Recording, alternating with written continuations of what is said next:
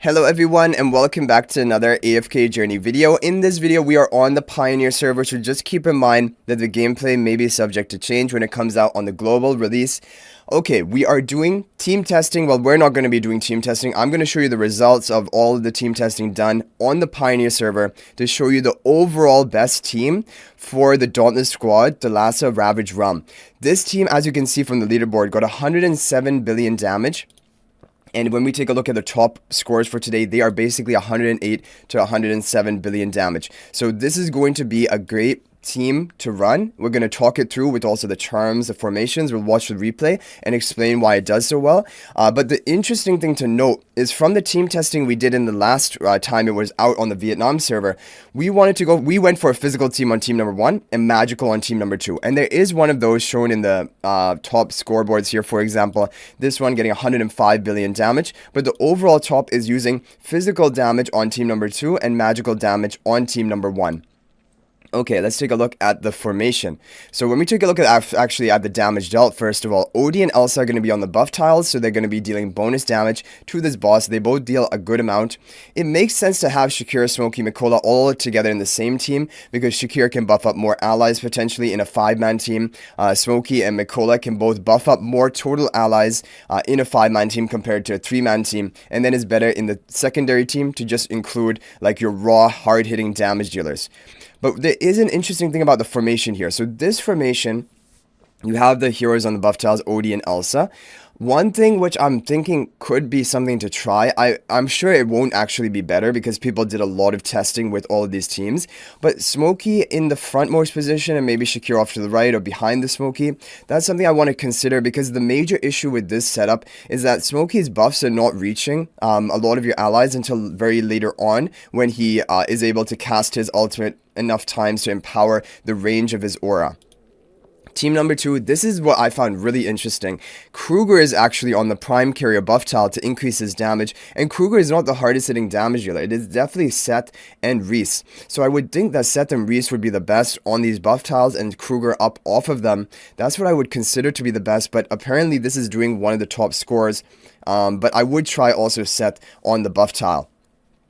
Okay, and either way, Kruger is dealing a lot of damage as well. So him being a prime carrier, his boosted damage is going to be beneficial as well. Now, as for the charms which are being used on this team, they are the Eagle charms for Shakir, but don't worry, you're going to probably have the Mystic charms for your Dream Realm on your Shakir. Those are totally fine as well. I think it will be a good option too. And then you have Smokey, who you just need to give Smokey and Mikola skill power on their charms. Arcane are best for Mikola, and really anything with skill power is good for Smokey.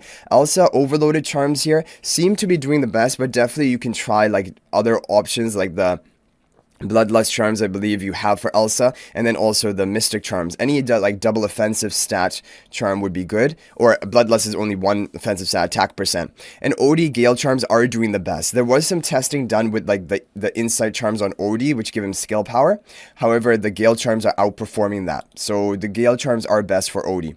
Team number 2, Seth is going to be... The interesting thing is, on all of the records I've seen in the top formations, people are running the Mystic charms onto Seth, which give him haste and skill power. Apparently that is doing better than, for example, Arcane charm, which gives you attack and skill power. I always thought Arcane would be better, but I guess this is a really good option as well. Kruger is going to be... I would give Kruger like a double offensive stat because here you only have HP and haste. I don't know if the HP is important. We can check about his survival. And then Butcher Charms on Reese are the best. They give him crit damage boost and crit percent. And the formation here we have already shown. Okay, now one thing which is really interesting I want to mention is if you don't have Reese, but you have Berial built up. And I know this won't apply to many people, but there is a team that got 103 billion damage, which is really good. And basically my viewer from the Vietnam server who we did all the testing on, he has these heroes built up. Like he has Berial, but not a Reese. His Reese is only legendary. And so we were trying to come up with teams that would be good for this, but this team is doing way better than the team testing I did. Like, I think the maximum that did for my viewer is 99 billion, and this got 103 billion, and this is also without any Paragon upgrades. So I think my viewer, if he copies this formation, it will do better for him. So Arcane Spell with Odie and Smokey on the Prime Courier buff tiles, and then team number 2, You have the frontline spell with Kruger and Seth, who are your hard-hitting damage dealers on the buff tiles, and then Shakira. One interesting thing is, like, well, Smokey doesn't deal a high amount of damage, right? So you would think it's not best to be given the prime carrier buff tile. The advantage of him being on the prime carrier buff tile is that he's going to be teleported into the front line, and then his aura is going to reach your allies more easily, because like I mentioned to you guys, the major issue with this team, and you're going to see it in the replay, we'll watch the replay right now, is that Smokey is too far away from his allies. He's not providing the buff to them until later on. Like right here, he's not actually buffing up any of your allies on your team. He'll have to empower his aura at least one time, and then even then, I don't know if he's actually going to be able to reach anyone, because everyone's so far away from the Smokey. And that is why, like, maybe him on the buff tile is not a bad option. But for this team, it is not. I think it's better to have Elsa and Odie on the buff tiles, because they hit really, really hard, and you want to power up their damage as much as you can. But yeah, I would consider trying to move Smokey to the frontmost position. I guess the other thing is, like you saw right there, because the boss has an attack to, like, take your hero and move it, like, a bit closer, that's why Smokey ends up going a bit more frontmost, and now his aura is reaching most of the allies.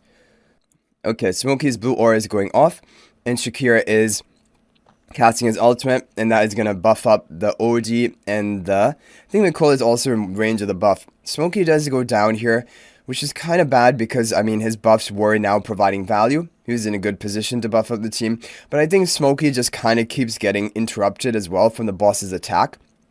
And so I don't know if it's that important for Smokey to live for the whole fight. And it's just more important that, and even here, Elsa did die towards the end, but still, 59.6 billion damage is really good. Like, basically, any team 1 in any of the Ravaged Realm squads, if you can get close to 60 billion or even break it, you have an incredible team. Because as of right now, getting to 60 billion damage on team 1 is almost impossible. It's really difficult to do that. Okay, now let's take a look at team number 2. So team number 2 is the really interesting one, which is with the Kruger on the buff tile along with the Reese. And let's try to pay attention to maybe why this is happening. We can see, are there some survival issues maybe? Because if they are, like maybe if the Kruger is taking a lot of damage, then you would want him on the buff tile, because then he's immune to fatal damage. Maybe Seth has no issue surviving, and so that's why he can be off the buff tile. And the other thing is that, like, Kruger is still contributing a good amount of damage, so even though, like, Seth would make a bit better use of that bonus damage dealt, Kruger is still making good use of it. So it might just come down to, like, who is getting focused with the damage here. 40 seconds left. Still, the boss is really hardly doing anything. Kruger still has his shield intact. So, yeah, it doesn't seem like he needed to be on the prime carrier buff tile for any real reason. Yeah, okay, Reese is going down a bit low, but we have him on the prime carrier tile, so he will be immune to the first fatal damage hit, which will probably be the next one. And yeah, he gets that immunity, and he's able to survive for the whole fight. Does Seth get some value for himself getting low on health? I don't know about that, because that's kind of like the only thing I would think why he shouldn't be on the prime carrier buff tile. I don't know. Overall, I mean, like, the team was effective, but maybe Seth on the buff tile could be better. Maybe there are some different artifact choices which could be used, but it is really looking like a lot of people are running the Mystic Charms for Seth. If we take a look at some more, the only other charm I've seen is basically the Acute Charm. And here, when we take a look at it, the Seth did 12.9 billion damage, and I think it's the same formation, but the Acute Charm on the Seth did even lower than the Mystic Charm. The only charm I haven't seen at all is Arcane Charm, which I'm surprised, because I thought Arcane Charm might be the best one for him, but maybe the haste grants him more value than actually the attack percent. But I would also try Arcane Charms if you have them. Like, I mean, if you basically get Seth to Arcane Charms or Mystic Charms or even the Acute Charms we have here, then you can stop. And so now we're going to talk about the charm priority. For Maulers, it's more difficult because there are a lot of hard-hitting damage deals. In total, there are actually 5, but I would consider 4 of them the important ones. So Elsa, Odie, and which are the top priority. I think Odie is number 1 priority with the Gale Charms. Elsa is probably number 2 priority based on the damage dealt with the Overloaded Charms, but you can go for any offensive option and stop with her then. And then priority number 3 and 4 would be Reese. Or actually, you know, Reese might actually be priority number 2 if you haven't built, and give him the Butcher Charms. But you can go for it. Like, Arcane Charms are also offensive for Reese. They're not the best, but they are a fine option. And Seth, Mystic Charms apparently are doing the best, and he would be priority number 4 or so. And then Kruger, anything that gives him haste, that increases the casting of his skills, which deal high damage. This gives him HP and haste. Okay, taking a look at Kruger, the options for his charms, these are the recommended, so maybe that is the reason people are running it. But I would think Mystic should just be better, because he had no survival issues. This gives him haste and skill power for more damage, compared to, or sorcery charms for ultimate power and skill power. Yeah, I would think probably Mystic are the best, but again, it doesn't really matter. You can go for anything on him.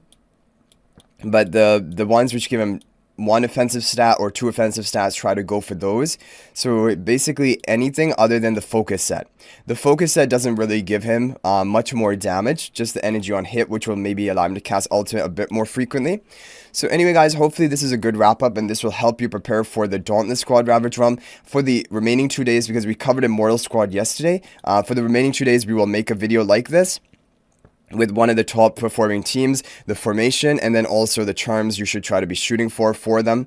But yeah, this team, I mean, Dauntless should be easier for more people. The only issue is if you don't have Reese built, and I'm assuming then you would also not have Berial built, then you can be in a little bit of trouble. But just keep in mind, if you do have Berial built and not Reese for some reason, these are the formations you're going to want to run, and they do really well. This does amazingly well, considering the fact that it's not even using Reese. And Reese is a really key player in this boss.